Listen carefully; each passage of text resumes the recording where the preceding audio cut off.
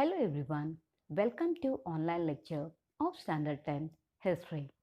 This is the continuation of Chapter 9 Heritage Management. Encyclopedias. Encyclopedia is a systematic compilation of information or knowledge of various topics. The information or knowledge in encyclopedia is arranged with a specified method. Organizing available knowledge and making it accessible is the main objective of encyclopedias. Benefits of encyclopedia. Encyclopedias make vast volume of knowledge accessible to readers. It can help in satisfying their curiosity. Encyclopedias provide fundamental information on any topic in order to understand it properly. Thus, the reader gets motivated to read extensively. Encyclopedias make the existing knowledge easily accessible to scholars and researchers and also highlight the research areas which have not yet received enough attention.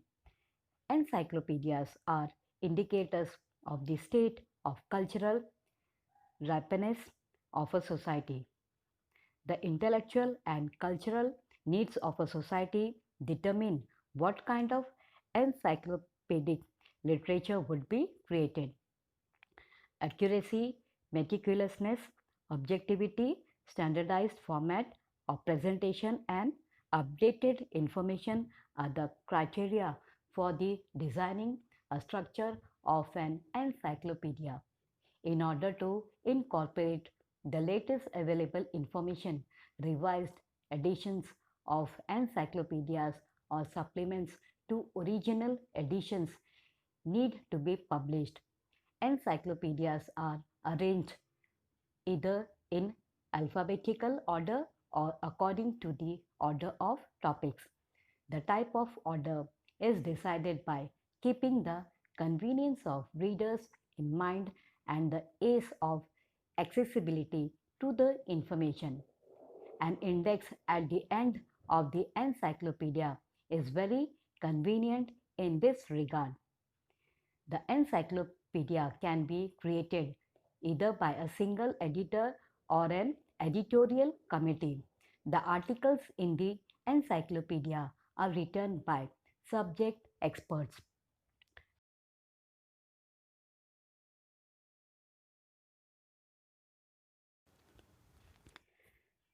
Types of encyclopedia.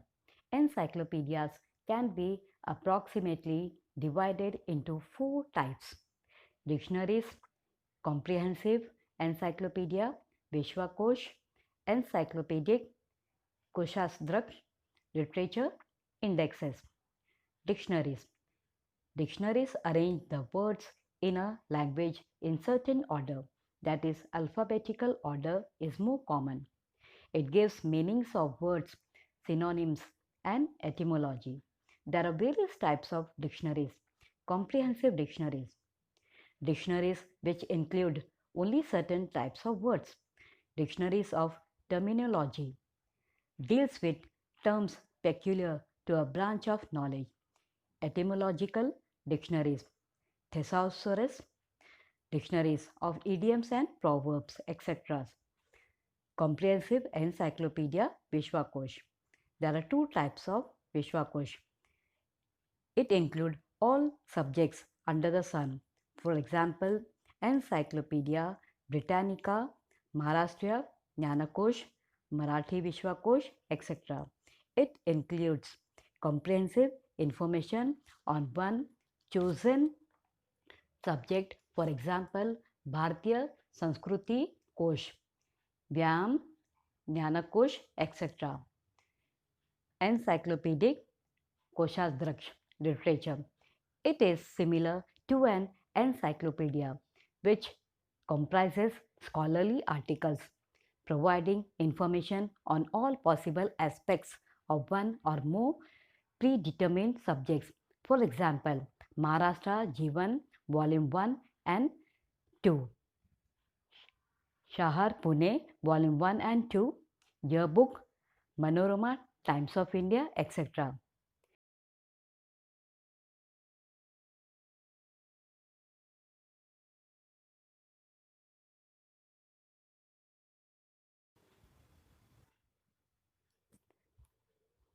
Indexes. Indexes usually occur at the end of a book. There are few indexes published separately. Indexes are the alphabetical list of individuals, subjects, places, keywords, reference books, etc. For example, the index of Marathi periodicals prepared by S.G. Date. Indexes are helpful in finding required information and it makes the information in a book easily accessible. Encyclopedia and history. Encyclopedia and history as academic exercises put stress on objectivity. Encyclopedias published in various countries and in various languages may differ in their approach because of their different priorities. Their structure is influenced by national policies, ethical values, and ideas. Encyclopedias can be a medium of strengthening national identity. For example, Bharaya Samskriti Kosh, edited by Mahadev Shastri Joshi, making knowledge in all spheres of life accessible to everybody, can be one of the major drives behind the creation of encyclopedias. And inspiration to gain and spread knowledge motivates either individuals or a group of people to create encyclopedias. Hence, encyclopedias are looked upon as outstanding achievements of a society. It is a manifestation of the collective intellect and creativity of a society. Do you know? The following are the early encyclopedias. Natural history was the first encyclopedia by Pliny the Elder, 1st century AD. Encyclopedia. The Encyclopedia by Diderot, the French philosopher of the 18th century CE. Encyclopedia Britannica. This encyclopedia was first published in 1767 CE. This is supposed to be an important milestone in the making of encyclopedia. There is an ancient tradition of dictionaries like Nighanta, Shabdakosh, etc. The encyclopedic works of Mahanubhav sect, Raja Vyavharkosh, prepared during the reign of Chhatrapati Shivaji Maharaj, are important in the books of medieval period. Encyclopedias on history related subjects. There is a rich tradition of creating encyclopedias on history related subjects. Bharat Varshia Prachin ऐतिहासिक कोश by Raghunath Bhaskar Godbole, 1876, is the earliest encyclopedia of this kind. It includes information about various individuals and places in ancient India. According to the editor, those individuals who lived in Bharatvarsha earned a name for themselves and were part of us along with their women, their sons, their religions, their lands and capitals, also the rivers and mountains in their lands. Whatever their history is given in this encyclopedia. 23 volumes of Maharashtriya Jnanakosh edited by Sridhar Venkatesh Ketkar are available. The major drive for Ketkar in creating it was to facilitate wider access to knowledge and to expand the intellectual sphere of Marathi speaking people.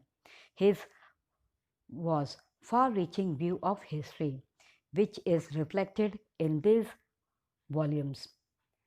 Bharatvarshiya Charitrakosh is another important encyclopedia. Siddheshwar Shastri Chitrav established a committee known as Bharatiya Chitrakosh Mandal for publishing this encyclopedia. 3 volumes were published, namely Bharatvarshiya Prachin Chitrakosh 1932, Bharatvarshiya Madhyayun Chitrakosh 1937 and Bharatvarshiya Arvachin Chitrakosh 1946. The first volume includes information on the lives of individuals mentioned in the Vedic literature, including Shruti, Smruti, Sutras, Vedangas, Upanishads, also Puranas, Jain and Buddhist literature. Similarly, other two volumes contain biographies of individuals in their respective periods.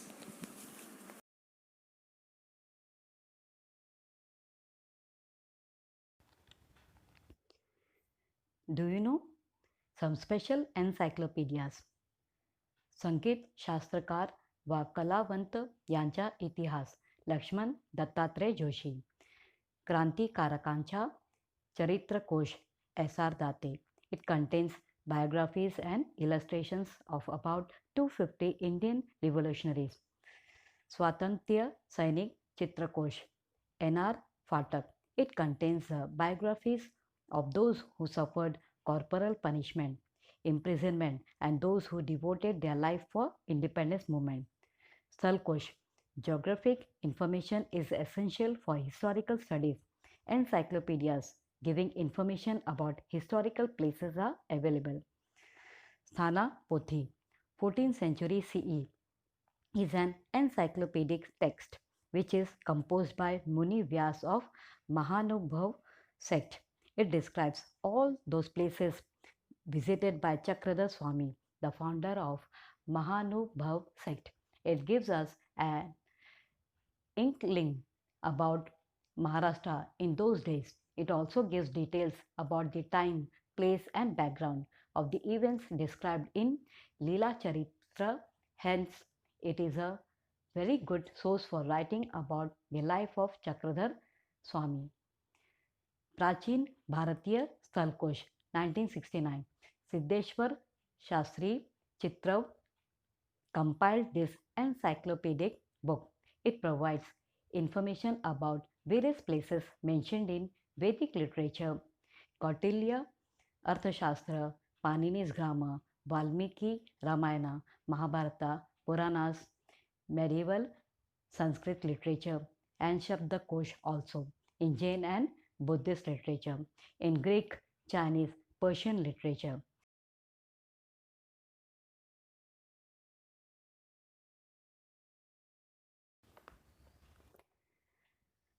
Vishwakosh, the first Chief Minister of Maharashtra, Honorable Shri Yashwantrao Chauhan, initiated the compilation of Marathi Vishwakosh through Maharashtra Rajya Sahitya Sanskriti Mandal with a view to enhance the sphere of Marathi language and literature.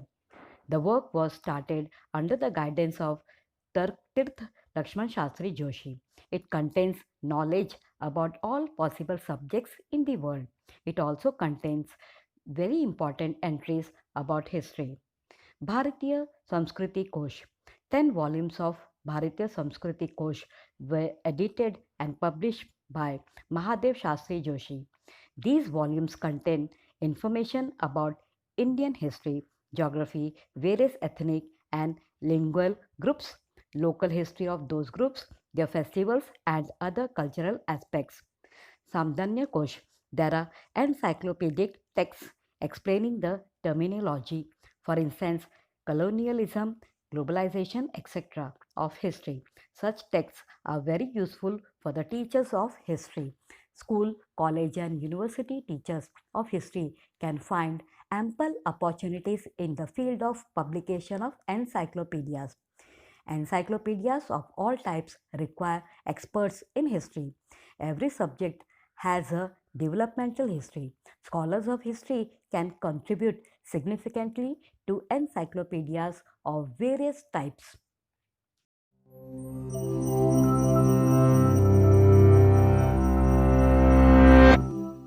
Denis Diderot left a dungeon outside Paris on November 3, 1749. He'd had his writing burned in public before, but this time he'd gotten locked up under royal order for an essay about a philosopher's deathbed rejection of God. To free himself, Denis promised never to write things like that again. So he got back to work on something a little like that, only way worse and much bigger. In 1745, publisher André Le Breton had hired Diderot to adapt the English Cyclopedia, or a universal dictionary of arts and sciences, for French subscribers. A broke writer, Diderot survived by translating, tutoring, and authoring sermons for priests and a pornographic novel once. Le Breton paired him with co-editor Jean-Laurent d'Alembert, a math genius found on a church doorstep as a baby.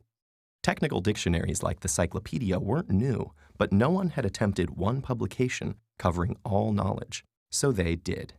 The two men organized the French Enlightenment's brightest stars to produce the first encyclopedia, or rational dictionary of the arts, sciences, and crafts, assembling every essential fact and principle in, as it turned out, over 70,000 entries, 20 million words, in 35 volumes of text and illustrations created over 3 decades of researching, writing, arguing, smuggling, backstabbing, law-breaking, and alphabetizing. To organize the work, Diderot adapted Francis Bacon's classification of knowledge into a 3-part system, based on the mind's approaches to reality: memory, reason, and imagination. He also emphasized the importance of commerce, technology, and crafts, poking around shops to study the tools and techniques of Parisian laborers. To spotlight a few of the nearly 150 philosophe contributors, Jean-Jacques Rousseau, Diderot's close friend, wrote much of the music section in 3 months and was never reimbursed for copy fees. His entry on political economy holds ideas he'd later develop further in The Social Contract. D'Alembert wrote the famous Preliminary Discourse, a key statement of the French Enlightenment championing independent investigative reasoning as the path to progress. Louis de Jaucourt wrote a quarter of the encyclopedia, 18,000 articles, 5 million words, unpaid. Louis once spent 20 years writing a book on anatomy, shipped it to Amsterdam to be published uncensored, and the ship sank.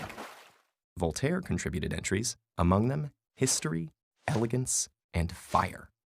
Diderot's entries sometimes exhibit slight bias. In Political Authority, he dismantled the divine right of kings. Under Citizen, he argued a state was strongest without great disparity in wealth.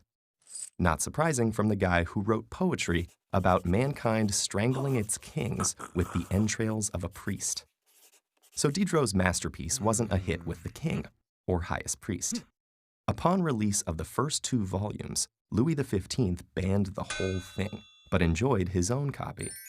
Pope Clement XIII ordered it burned. It was dangerous, reprehensible, as well as written in French and in the most seductive style. He declared readers excommunicated and wanted Diderot arrested on sight. But Diderot kept a step ahead of being shut down, smuggling proofs outside France for publication and getting help from allies in the French regime, including the king's mistress, Madame de Pompadour, and the royal librarian and censor, Malesherbes, who tipped Diderot off to impending raids and even hid Diderot's papers at his dad's house. Still, he faced years of difficulty. D'Alembert dropped out. Rousseau broke off his friendship over a line in a play. Worse yet, his publisher secretly edited some proofs to read less radically. The uncensored pages reappeared in Russia in 1933, long after Diderot had considered the work finished and died at lunch. The encyclopedia he left behind is many things. A cornerstone of the Enlightenment, a testament to France's crisis of authority, evidence of popular opinion's migration from pulpit and pew to cafe, salon, and press. It even has recipes. It's also irrepressibly human, as you can tell from Diderot's entry about a plant named aguaxima. Read it yourself, preferably out loud, in a French accent.